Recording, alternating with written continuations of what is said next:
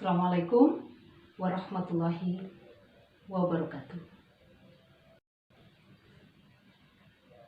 In the context of developing basic abilities and skill in using language, in this case English, both at school, in learning and teaching activities, as well as in daily life. In this content, I will accompany and invite all of you to learn English, starting from the simplest things.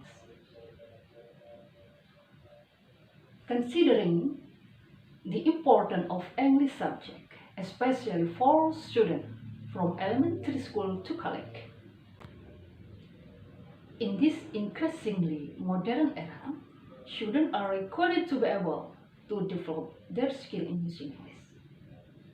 The basic skills that must be mastered are reading, writing, listening, and speaking or storytelling skill according to the correct grammar.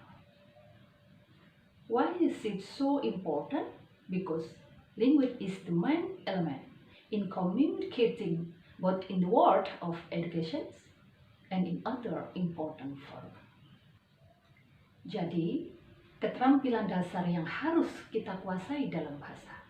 Dalam hal ini bahasa Inggris meliputi keterampilan dalam membaca, menulis, mendengarkan, dan berbicara atau bercerita dalam bahasa Inggris menurut tata bahasa yang benar. Oleh karena itu, pada pertemuan kali ini saya akan memulai pelajaran bahasa Inggris ini langsung penerapannya pada kalimat. Dan muatan materi yang akan saya sampaikan ini akan saya sepadankan dengan program pembelajaran di sekolah-sekolah yang dikemas dengan sangat sederhana, sehingga sangat mudah pula untuk dipahami. Baiklah, untuk yang pertama, mari kita mulai belajar the simple present tense.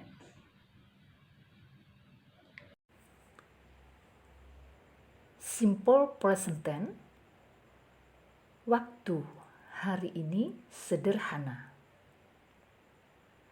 Simple present tense digunakan untuk menyatakan suatu kejadian atau peristiwa yang terjadi pada saat ini atau hal-hal yang sudah menjadi kebiasaan atau berulang kali dilakukan.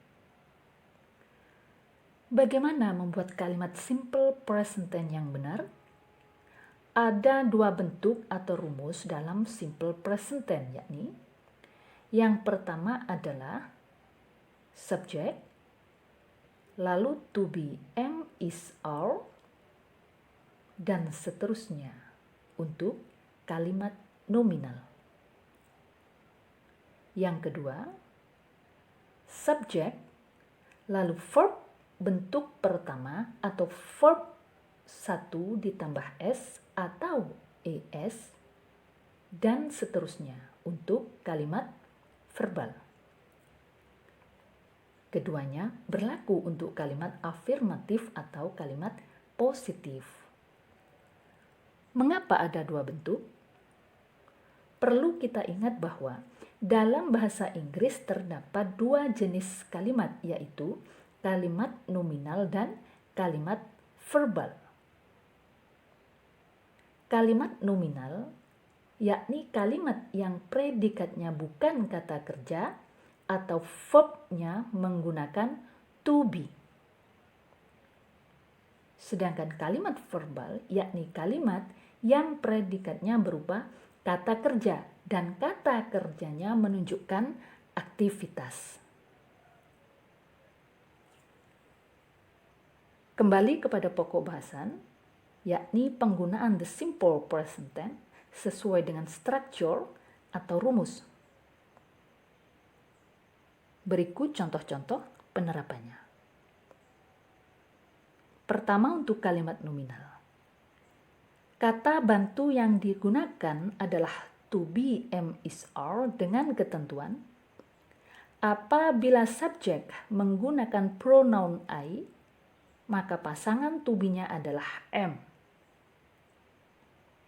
Apabila subjek menggunakan pronoun you, they, we, atau nama orang, nama hewan, nama tumbuh-tumbuhan atau benda-benda lain yang lebih dari satu atau jamak, maka pasangan to be-nya adalah are. Dan apabila subjek menggunakan pronoun orang ketiga tunggal, he, she, it, atau nama orang laki-laki, atau nama orang perempuan, nama hewan, tumbuh-tumbuhan, atau benda-benda lain yang hanya satu atau tunggal, maka pasangan to be-nya adalah is. Dan rumus untuk kalimat nominal adalah sebagai berikut. Untuk kalimat afirmatif atau positif adalah subjek, lalu to be am is are, lalu complement. Kemudian untuk kalimat negatif, rumusnya adalah subjek, lalu to be am is are, lalu not, lalu complement. Dan untuk kalimat interrogatif, rumusnya adalah to be am is are, lalu subjek, lalu complement. Agar lebih jelas, perhatikan contoh berikut. 1. I am happy. I am not happy. Am I happy? 2. You are a pilot. You are not a pilot. Are you a pilot? 3. She's a nurse. She's not a nurse. Is she a nurse? Contoh yang keempat. Brian is in the building. Brian is not in the building. Is Brian in the building? Dan yang kelima, lion and tiger are wild animals. Lion and tiger are not wild animals. Are lion and tiger wild animals? Selanjutnya kalimat verbal. Kata bantu yang digunakan dalam kalimat verbal adalah do atau does. Tentunya harus disesuaikan dengan subjeknya. Apabila subjek menggunakan pronoun I, you, they, we, atau benda jamak, baik orang maupun benda-benda lain yang lebih dari satu, atau kita sebut plural, maka pasangan kata bantunya adalah do. Dan apabila subjek menggunakan pronoun orang ketiga tunggal, yakni he, she, it, atau benda tunggal, baik orang maupun benda-benda lain yang jumlahnya hanya satu, atau kita sebut singular, maka pasangan kata bantunya adalah does.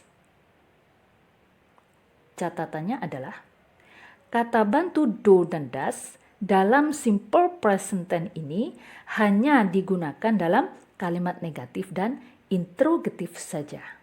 Sedangkan kalimat afirmatif atau kalimat positif tidak perlu menggunakan kata bantu.